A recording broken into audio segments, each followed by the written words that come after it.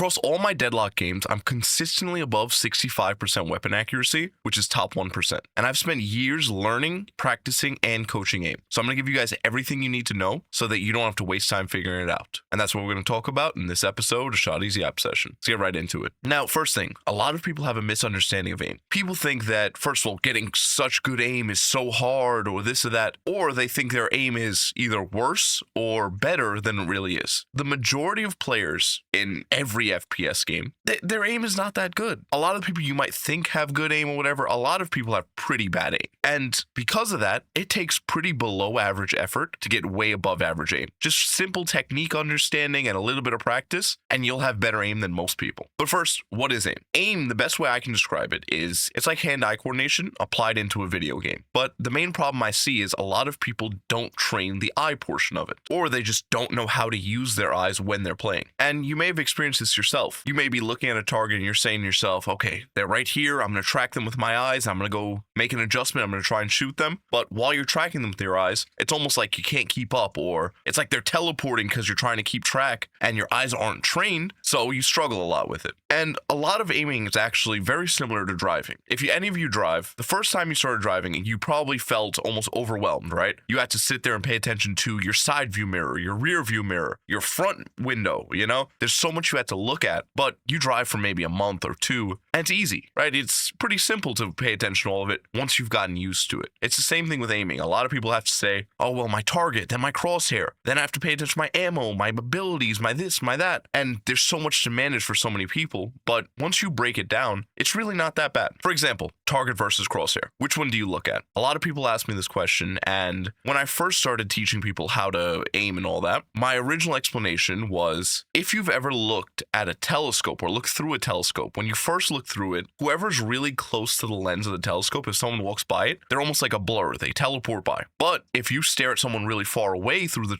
telescope, they're pretty controlled, small, very clear to follow. It's just like that when you stare at your crosshair. So that's why I would tell people the general rule would be, when people are close to you or moving quickly, you want to stare at your target. When they're far away or moving slowly, you want to stare at your crosshair. But that's not fully true, because if you've ever watched better players, they can pretty much turn off their crosshair or make hideous crosshairs and still have very, very good aim and very consistent aim. And the reason for that is, for the most part, most of them stare exclusively at the target. And the reason why is, one, you can see their movement. So for example, if you're looking at a Holiday, right, and a Holiday's bounce padding, you can see which way she's going to air strafe before she even does it if you're staring at her. Because you'll see her gun point in a certain direction, or you'll see the way her shoulders move when she's strafing left or right. And all those little things you'll notice when you're looking at the target. So a lot of better players opt for staring only at the target so they can get all that information. And if you can actually try this yourself. Put your crosshair right next to a bot or a target, maybe like a few centimeters away, maybe an inch, whatever. You should be able to, while you're staring at the target, you should be able to see the target and the crosshair pretty well, right? Not just in your peripheral, but almost in your focused vision, you should be able to see both, which means if you wanted to make an adjustment, you could easily do that because you can see both. So as you get better, TLDR, stare at the target. And when you're newer, stare at the target when they're close to you or moving quickly, and stare at your crosshair when they're far away or moving slowly. Now, while we're talking about crosshairs,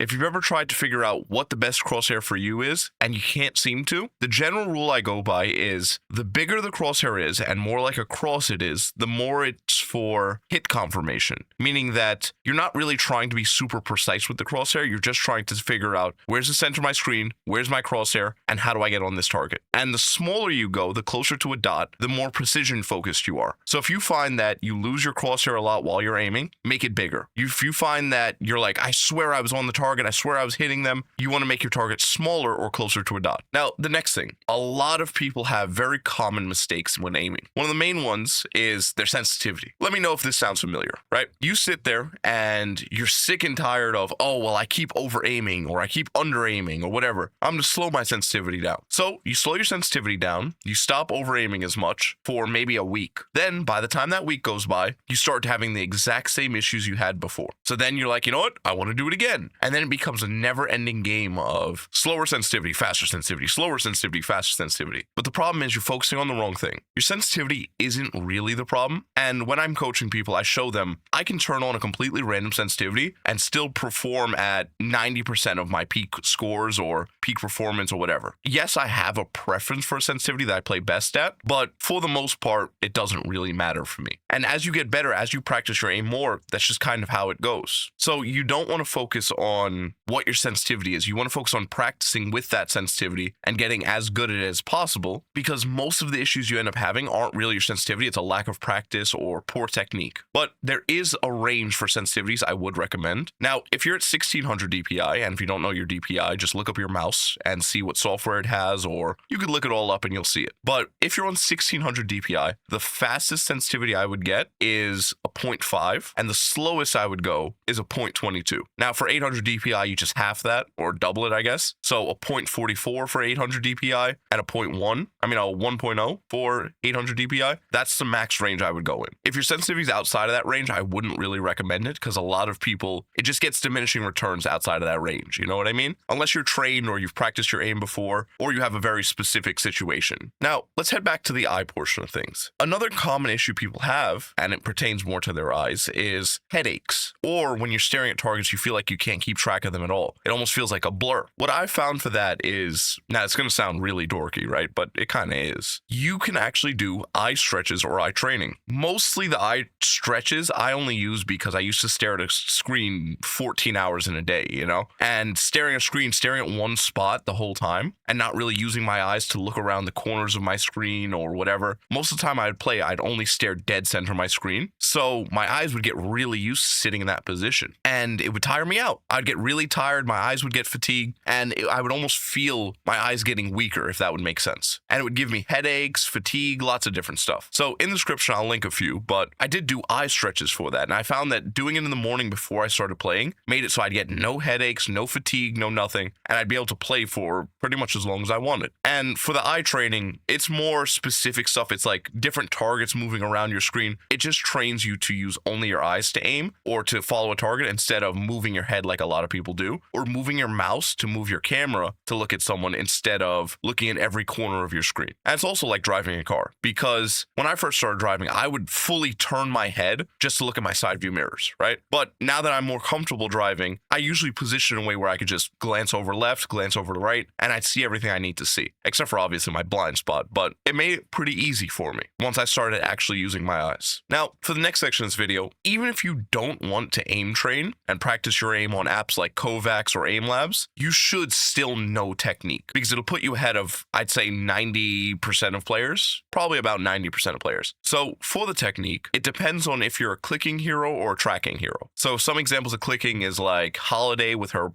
single fire gun. Geist is also a click hero. And for tracking, you think of Viper, Wraith, Venator, pretty much every gun carry, Haze, stuff like that. Now, for clicking heroes, there's not a lot of mistakes you can make, but one of the big ones I see is holding your shoot button. For the most part, you shouldn't be holding your shoot button. And the reason why is, imagine you're holding your shoot button and you're trying to aim, right? If the shot goes off, since you're not controlling when the shot goes off, you're just shooting as quick as possible. If the shot goes off before you finish your aiming or finish adjusting to the target you want to hit, you're never going to hit them. You're always going to be shooting off sync of when you're trying to. So you'll have a ton more misses than are really necessary, and you'll catch yourself pretty much constantly reloading or constantly needing to use K-dash or whatever, and you're not able to actually hit your shots. So just using your bullets more sparingly, because I see a lot of people either strafing out of their shots, so they'll strafe constantly, and when they're strafing, they're holding the shoot button, so by the time they actually strafe off of someone and before they can readjust, they click. Then they'll click again, then they'll click again, and it'll always be a game of cat and mouse with your own movement and you're with your own aim. So just letting go of the shoot button, unless you're shooting gigantic targets, you know, like you're shooting Mo and Krill or Bebop or whatever, yeah, sure. But if you're shooting Viper, Wraith, any normal sized character, you would usually want to tap fire just so you don't miss tons of shots and have to reload always. And for tracking, and one other thing is the way you go for shots. When you're going for a shot, you're not going to just move over to them and click, right? People who do that, you'll always feel like, oh, they're always strafing out of my shots, or I just can't keep up with them. it's usually because of the method that you use to aim. When you're aiming, you usually want to get close to the target and almost do a little bit of a micro adjustment, right? It's almost like you're tracking them for a second to get on their head or get on their body or whatever you're trying to hit, then clicking. So you track them for a second, then you click, not just move, click, move, click, move, click. You want to track them for just a second, just so you can make sure you're on them, make sure you're following their movement so you can hit the shot. And there's a lot of animations in the game that make this much easier. For example, if someone's jumping in almost any game ever, they usually have a set pattern for their jump. So set arch. So when they reach the peak of it, they're a free shot. They're free kill, free damage, free whatever. And for tracking heroes is where I see most of the issues, mostly because tracking is so technique intensive. It's so many mistakes that you can make. And the big one I see, and what I mostly focus on in my aim coaching because I see it so much, is aim segmentation. Now, the best way I can describe this is instead of following a target in one smooth motion, let's say they strafe to the right and then to the left, instead of following them continuously, making smooth lines, you kind of do jitters, right? You jitter onto them, go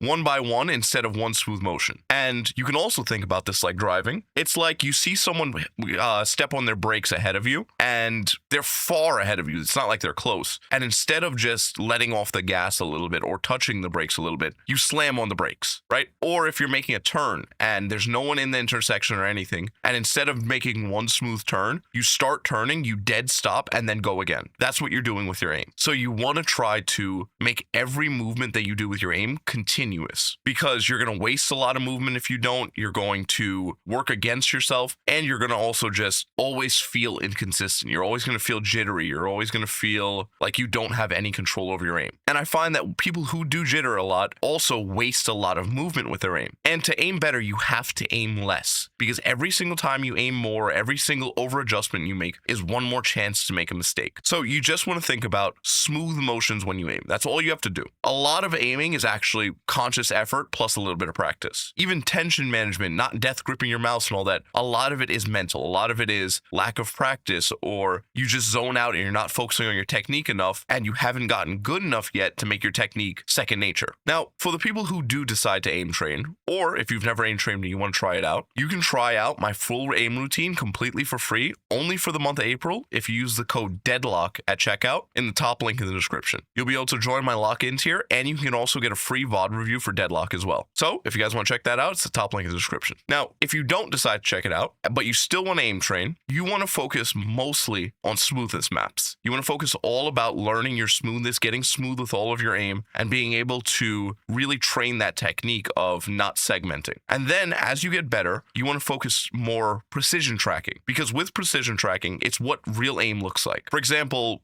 you might see my Haze gameplay. This might be the really good game with Haze where I was stomping that Vindicta. You'll see that when she was strafing in the air, a lot of the time I would kind of just follow her in one smooth motion while she would go. And all of that's precision. I would pretty much only use my fingertips to really stay on her head or stay on her body while she moved, and it was all one really tiny motion. But if you can't even do big motions for smoothness, how can you do those tiny ones? You know what I mean? So you really want to focus on smoothness first, then precision. Now, let's get a little bit more into advanced tips. And I'm a real nerd about a lot of stuff. If you actually saw my latest build guide video, some people didn't really understand it, right? The reason why I liked that build guide is I really like numbers. I really like figuring out how to min-max stuff, right? I also like seeing who's building this, why are they doing this, why are they buying this instead of this at this time, etc. So for aim training too, I tried to min-max a lot of stuff. I tried to find out little even science hacks on how to get better. Now, unfortunately, a lot of the stuff I found wasn't revolutionary, you know? It was all pretty basic. A lot of aim training is actually just like working out. For example, if you work out for an hour and 30 minutes, for the most part, if you're training hard, anything you do past that is a waste of time. It's diminishing returns for muscle growth. Now, if you're doing like, oh, I'm doing treadmill, I'm doing this, I'm doing that, it's different, right? But if you're just looking for muscle growth, over an hour and 30 minutes, usually you're just wasting your time. time. There's nothing really you can do in the gym that is effective past that time because your central nervous system will be worn out. Whatever muscles you're training, you've probably done plenty of sets on them by now, and it doesn't matter. And it's the same thing with aim training, right? You want to sit there and practice, but you don't want to waste time, right? Your job is, I want to work on my weaknesses, I want to train what I want to train, and I want to get off. I want to go play an actual game instead of just training the whole time. But just like working out, sleep is pretty much 95% of improvement. The difference between getting 7 hours and 6 hours is gigantic. But a lot of people, when they play games, they don't apply that. They don't think about that. They don't try to improve in games the same way they try to improve at almost any other skill. So make sure you're actually getting your proper sleep. And sleep isn't just enough. You need to make sure you're doing the correct things when you wake up. A lot of people will play games all day, go to sleep, and then wake up and then sit on their phone for 2 hours after waking up, or just going straight to their computer and playing games. And while it might be fun, if you're trying to improve, it's pretty bad for that, right? Because even if you've ever tried working out before you play, you'll notice that just a little bit of weightlifting or cardio or anything can transform how alert you feel when you play and how locked in you feel and overall just how good you are when you're playing. So trying to get sleep, trying to get that 8 hours, 7 to 8 hours at least, and trying to get it consistently. Because a lot of people ask me, oh, well, I got 6 hours of sleep the last 2 days because of work or whatever. Am I cooked? Is it over or whatever?